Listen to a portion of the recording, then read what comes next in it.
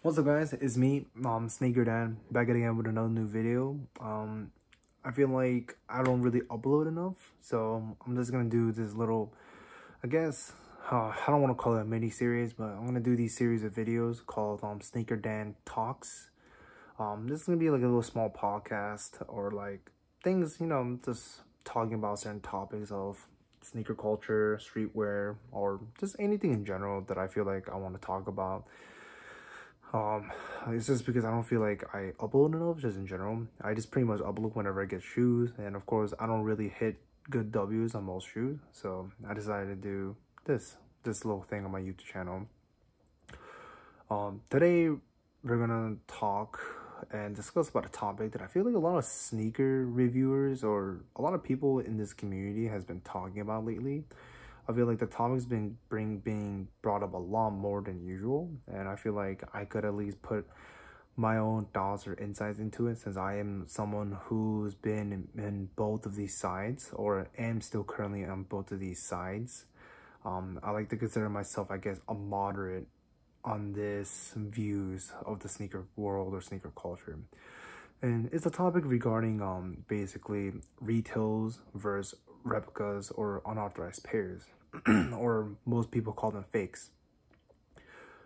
As someone who's been, I can't even call myself really like a veteran in the sneaker culture, since I've only been starting to collect shoes since I was a sophomore in college. It's been about, I would say 4 years about now, 4 or 5 years, I think, since I've been collecting sneakers. I've always been a lover of sneakers ever since I was young. Seeing a first pair of Concords on a kid's feet, I always wanted these type of shoes in my collection, or I wish I could afford these type of shoes, but of course it's hard. I didn't know anything about this culture, but it's something I always wanted to be in, and I brought myself into it. I definitely could say I am in love, if not very addicted to sneakers. I always want more. Thankfully, I have a job and a good source of income that I'm able to do that. But of course, there's always has to be a level of, I guess, like a level of control. I just can't buy too many pairs, or buy only pairs that I'm able to afford in my price range. But in regards to this topic, of course, retails versus replicas, what are my thoughts on it?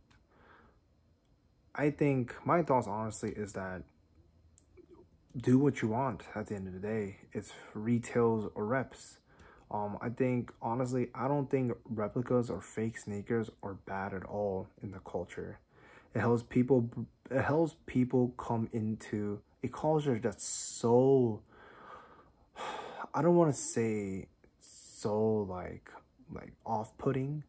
I kind of want to say is more like this culture is so inclusive, meaning that if anyone new wants to join, we kind of always trying to look down upon them or put them down on certain sneakers and things like that. But I feel like replicas are able to bring in people who are in love with shoes, or who are trying to get into shoes to make their outfits or fits look way better for a good price. Because let's be honest here, man, like, no one's gonna pay $1,000 to like $3,000 on a pair of Travis Scott ones, or like off-white or Prestos. Like, they want shoes that they can wear constantly and every day.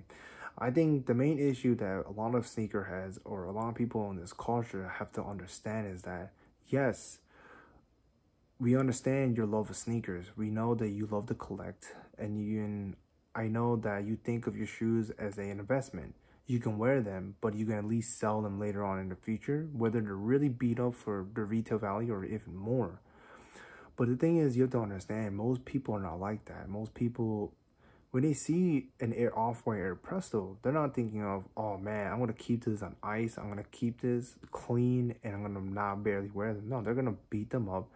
Most people don't even think of reselling their sneakers. Like, I don't even think of that. Yes, I resell. Well, I don't even want to say resell. Like, yes, I sell, but I sell my shoes for the retail value. If I don't wear a shoe that I don't usually wear or I don't like anymore, I just sell it to the person for the retail value that I pay for. If not, at a discounted price because I reward them. I don't think of my shoes as a source of an investment at all. I think none of my shoes are a source of investment. Like, I buy the shoes to wear. I don't buy them to make profit or anything like that off of it. I think that's really ridiculous. I think that's stupid. And I think that's just really, I think that really kills the culture. And a lot of people are trying to get into it, honestly. It's already so hard to find sneakers. Well, why are you trying to make it harder? I just don't understand. I personally don't understand the argument of course, I buy my retail shoes because, yes, I like to wear them, I like to collect, but I like that they are a source of income and an investment that if anything bad happens in my life, I can just sell them. I don't think you should be putting sneakers as a source of an investment that if anything if anything happens in your life or a situation happens, I don't think you should be selling them and like thinking that can help you out. Like, these are purchases, these are stuff, these are like pretty much clothes, like game consoles. Like, yes, you can sell them, but don't think of it as an investment. If you're really a sneaker, if you are a true sneakerhead in your heart and in your mind, why would you think or see your shoes as a source of investment? You should see them as sneakers that you wear, that you love, and you want to take care of. Of course, they're going to get beat up over the years, but they're not a source of investment. They're your collection, the things that you love, that you want to wear and show off to people too. Like, I don't understand the whole, I don't understand the thought process. But at the same time, I understand that in this culture, it really helped people bring up as, I guess, self-made entrepreneurs of like, that you can make money off of these shoes, live a decent life, and just keep on doing that as a source of income. But I understand that other side as well as being, of course, I'm trying to be more of a middleman, of a moderate person here. I understand that, like, heck, in college, I was a reseller. I used to resell shoes. Like, I'm going to admit that. I used to love shoes, but if there's a shoe that I didn't like, for example, Jordan 1 Court Purples, the 1.0s, I didn't really like how they look, so I bought 2 pairs and resold them for about $1,000 when they first came out. Like, I'm very guilty of it as well. I resold. It's really nice to have, just to have some sort of income that can help me, get me through college, help me pay off my student loans, as well as pay for some summer classes so I can graduate earlier or graduate on time in college. It's the fact that I had that type of option to help me further myself into my education and have some little pocket money so I can buy more shoes and hang out with my friends and things like that. But at the same time, as I grew up and I finally got a real job, I realized that I shouldn't be reselling. If I'm a real sneakerhead, if I'm a real sneaker enthusiast, I shouldn't look at my shoes as a source of income. I should think of my shoes as as something I should wear, something I should be proud of and keep to truly my heart. And if, at the end of the day, if something ever comes up in my life and I have to sell them, I'm not going to sell them for resale, honestly. I'm just going to sell them for the retail value of my shoe or at a discounted price because I reward them. And give my shoe to someone who actually truly loves the shoe and that will actually wear it and beat them down as they are intended to be. That's just my little thoughts on it. But I'm just going to give you guys a little half of this video. This video is kind of long, of course. This is my daily talk, I guess. I'm going to give you guys a little, insider look on rep sneakers and a retail pair. I don't have the exact same pairs of shoes technically of that, so I can't really give you guys a really true good comparison, but I'm gonna give you guys a little look between it. See, I think these resellers, or I think these sneaker YouTubers are kind of oblivious on how replica sneakers actually work. I know MK, he's a UA sneaker reviewer. He has some good words, but honestly, I don't think the way he talks about UA sneakers is very good, just because he uses certain websites. The thing is, UAs as well as reps, they go through a very long and lengthy process of how to obtain them. It takes weeks, even months to even receive a pair. It's a very niche market, honestly. It's very small because the middlemen, they of course look at profit margins and things like that. I know a sneaker life, he just really talked about it just today about buying replica sneakers. Yeah, you can find replica sneakers in China for less than $100, or even if you buy it on WeGo Buy and stuff, and Weedin or Weeda or something like that. But most replica sneakers, if you're trying to go look for a really good pair, like something that's like almost 1-to-1, it ranges anywhere from $100 to $180, depending on what you're looking at. If you're looking at Air Jordan 1 Dior, they can even go up to $300. Air Max go up to $300 to $500. It really depends on what you're looking for. I tend to stay around the $100 to $150 range. That includes Dunks, Air Jordan 1s, Yeezys, things like that. I'm not going to talk about the process. That might be for another video in the future. Just because I don't want to bring a bunch of people into this rep market or this rep group. And the thought of them buying reps and selling them for resale value puts chills to my bones, and it also makes me very angry and enraged. So I don't want to talk about the process of it. I'm just going to say that it is a big group. There is a lot of people in it.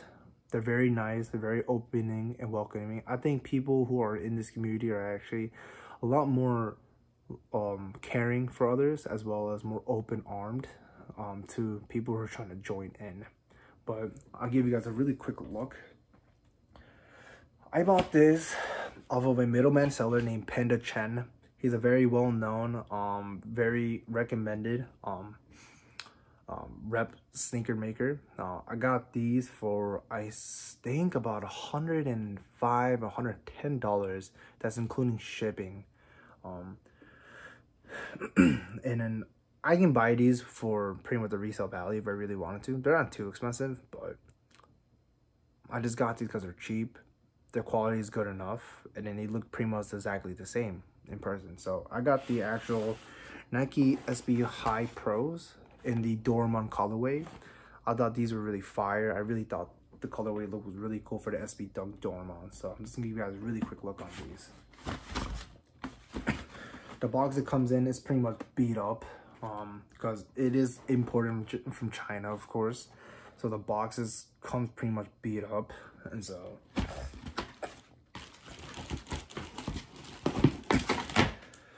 and here you are, the Dormon Dunks, $100, $110. As you can see, there's not much flaws to it on the shoe. The suede is actually very active. It's very nice, very soft. The tumbled leather, it feels pretty much a typical Dunk leather, synthetic, hard, but not horrible. Even the tongues, even it has this little, the stash pocket. The tongue is very nice, thick. Laces are decent. Bottom of the sole is good too. The only issue that I might even see on these, remotely see on these, is probably the bottom of the sole. It feels a little bit weaker than a retail pair, but if you're gonna wear these every day, why do you care about that, honestly?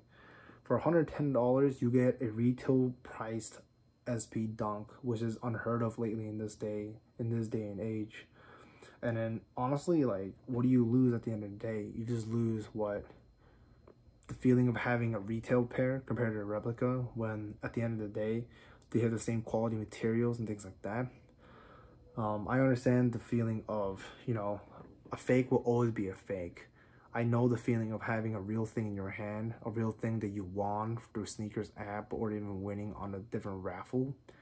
However, at the end of the day, that's just your thought process. That is how the culture revolves around it. That's what people tell you to make you think and kind of make you accept and confirm, and like confirmation bias a little bit on yourself, thinking, I have the real thing and he doesn't.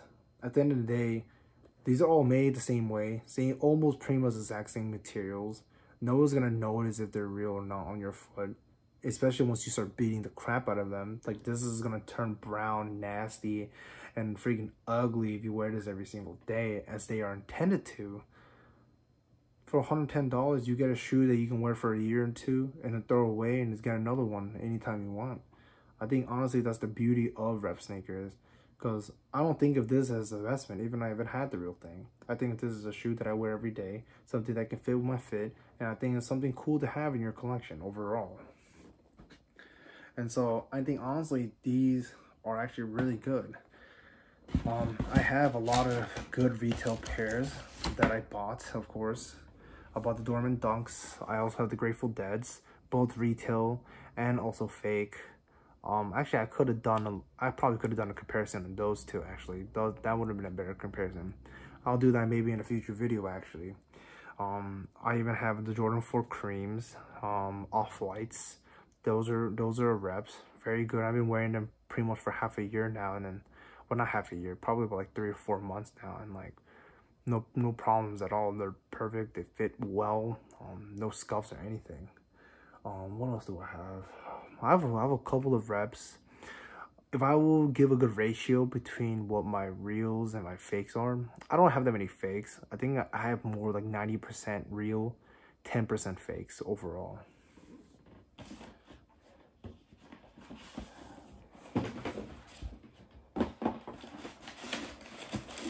This is a real pair of Jordan 1s right here. Has a good smell, typical factory smell. Leather is nice. This is the Vault yellow that came out recently. I bought this for $230 or $210 on StockX. Not a bad resale value. I can get the exact same shoe on reps. Pretty much same quality, same leather, same look. Smell might be a little bit different, but who gives a fuck about the smell? For about $140 or $160 for retail. It's the fact that something like this you can't even buy in a store anymore. The fact that you can't win a raffle, it baffles me on what sneaker culture is like now. Shoes are not meant to be an investment. They're meant to be something you wear and you love and you just break down and then have something as a relic to show the love of the shoe. That's what really made the sneaker culture thrive. But now it's all about reselling at the end of the day. It's about reselling, making the most profit. Even if you love shoes, you just most people think of them as an investment, thinking that if anything bad happens or if I need to buy something, I'll just simply buy a shoe. And I think that type of way of thinking is wrong. And now, since this is happening, it's really changing the market actually, if you really think about it. Because of sneaker culture, we're changing the culture in general. Graphics cards are being scalped. Gaming consoles are being scalped. Like, when is it gonna stop? Like, and soon enough, like, what's gonna be next? Like, I don't know, like, like what else is gonna be scalped at the end of the day? Like, is certain foods gonna be scalped? Like, come on, guys. Like, this is getting ridiculous, in my opinion. As a former reseller and a person who cops for reps, this is getting ridiculous. And I think a lot of sneaker YouTubers, I understand that this is their living. This is not my living. I just do this for fun. I like to speak my mind. And you guys can comment below on what you guys think. And I would love to discuss with you guys, because I like to be more interactive with my viewers and people who subscribe. I would like to be more interactive with my haters too as well, people who dislike the video. I'm very open, and you know, I would love to talk about more about this issues and topics and certain things in general. But overall, that's my thoughts on this whole issue and topic that has been going around in sneaker culture for the last like couple of years, pretty much, or last decade now. I feel like something needs to be done. Most likely wouldn't. And I don't think we should be putting down anyone who are buying reps just because they want to have a taste of what these rare sneakers are, and since they are the ones who actually truly like the sneakers. But that's about it what I have today for my very first episode of SneakerDan Talks. I hope you guys enjoy this. I'm going to think of different things to talk about, you know, each and every day. Please comment, like, and subscribe. And comment down below. What are your thoughts between the retail versus replicas? Do you guys own only retails, or do you guys actually own some reps? You know, let me know, guys. Please subscribe if you guys enjoy my channel, and of course, like the video if you like it. Thank you very much, and I'll talk to you guys next time.